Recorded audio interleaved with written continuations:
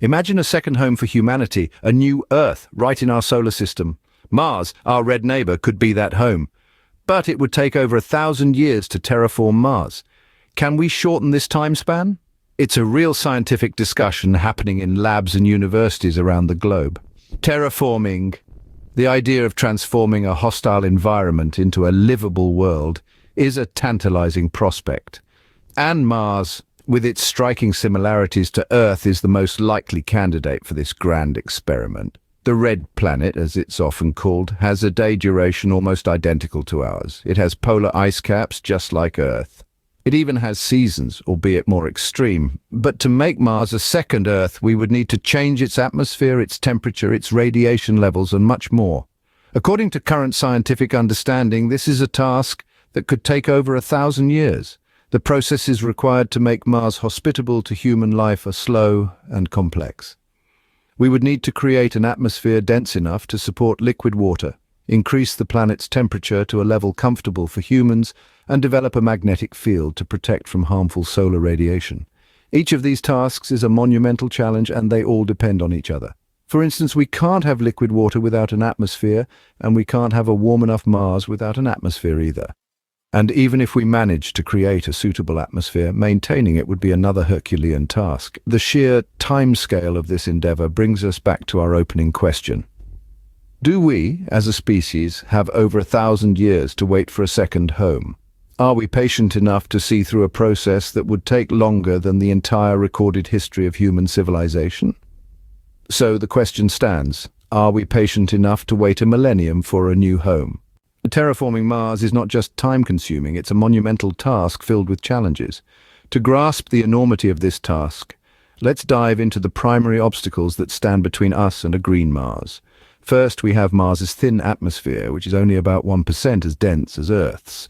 This meager atmosphere allows harmful solar and cosmic radiation to reach the surface unabated, making it inhospitable for most known forms of life. Moreover, it's predominantly carbon dioxide, with only trace amounts of oxygen.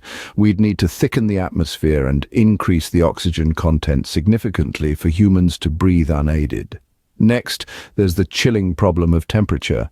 Mars is a frigid world with an average temperature around -80 degrees Fahrenheit.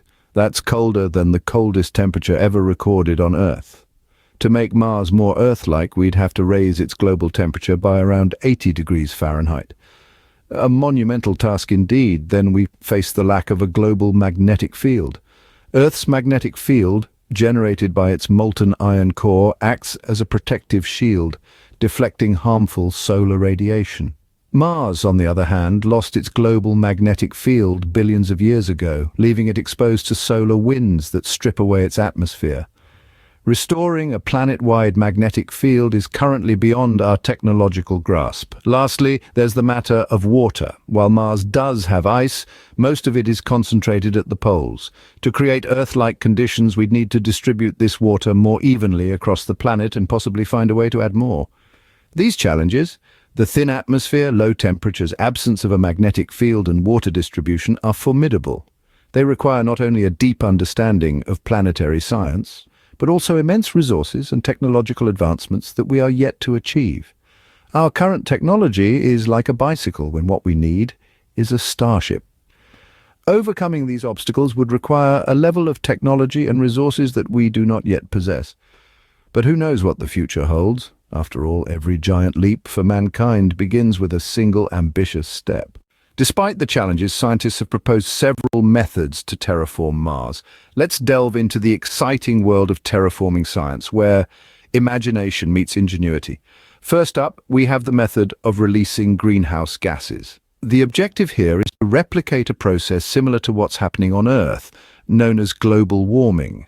By introducing gases like carbon dioxide and methane into Mars's atmosphere, we could theoretically warm the planet. If we could increase Mars's average temperature by a mere 4 degrees Celsius, this would trigger a runaway greenhouse effect, further warming the planet.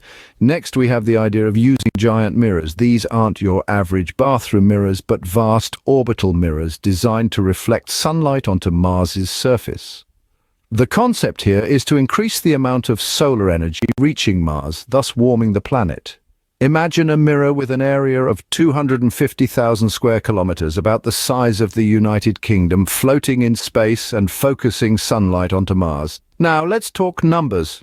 If we were to use the greenhouse gas method, releasing about 5.5 trillion tons of carbon dioxide into Mars's atmosphere could raise the planet's temperature by 4 degrees Celsius. However, this method is time-consuming.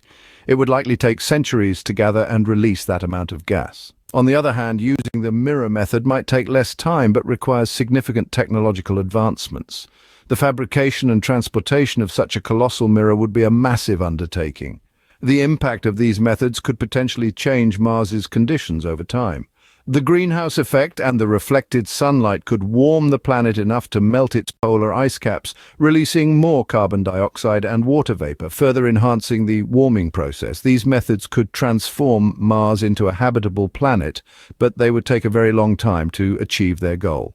The science of terraforming is a fascinating field filled with potential and challenges. It's a testament to human ingenuity, our relentless pursuit of knowledge, and our unyielding spirit of exploration. Scene script. Terraforming Mars raises not just scientific questions, but ethical and practical ones as well. Indeed, the dream of terraforming Mars is not without its moral dilemmas. The first of these is the potential impact on Martian life. Now, while we've yet to discover any concrete evidence of life on Mars, we can't completely rule out the possibility. If we were to introduce Earth-based life forms to Mars, we may inadvertently wipe out any existing Martian life, however primitive it may be. This would be akin to an interplanetary form of biological imperialism, which raises significant ethical questions about our right to interfere with another planet's ecosystem. Beyond the ethical concerns, there are also practical issues to consider. One of the most substantial is the monumental cost of such a venture. Current estimates suggest that terraforming Mars could run into the tens of trillions of dollars. To give you some perspective, that's more than the annual GDP of every country on Earth combined. And the cost isn't just monetary. The resource requirements are equally staggering. We're talking about a project that would require more energy than the entire world produces in a year, and that's just to get things started. Then there's the issue of time. Even with the most optimistic projections, terraforming Mars would take centuries, if not millennia. And that's a level of commitment and foresight that humanity has rarely demonstrated. It's a project that would span generations, requiring a level of cooperation and sustained effort that is, quite frankly, unprecedented in human history. So, while the dream of terraforming Mars is exciting, it's not without its hurdles. The ethical implications, the astronomical costs, the immense resource requirements, and the sheer amount of time it would take all serve as sobering reminders of the magnitude of the task. Terraforming Mars would be a monumental achievement, but it would also be a monumental challenge. The dream of terraforming Mars is not likely to be realized in our lifetime, or even in the next few generations. It's a task that demands not just extraordinary technological advancements, but also a timeline that stretches into millennia. Current scientific understanding suggests that the process could be broken down into several stages, each demanding its own share of time. Firstly, we'd need to warm up Mars, a process which could take several centuries. Following this, the introduction and stabilization of a breathable atmosphere could take another few centuries. Finally, the development of a self-sustaining ecosystem on the Martian surface is a task that could require a few more centuries. In total, we're looking at a timeline that extends well beyond 1,000 years. It's a daunting prospect, but one that holds an incredible promise. Terraforming Mars is a dream that could come true, but it is a dream that requires patience, persistence, and a commitment to long-term thinking.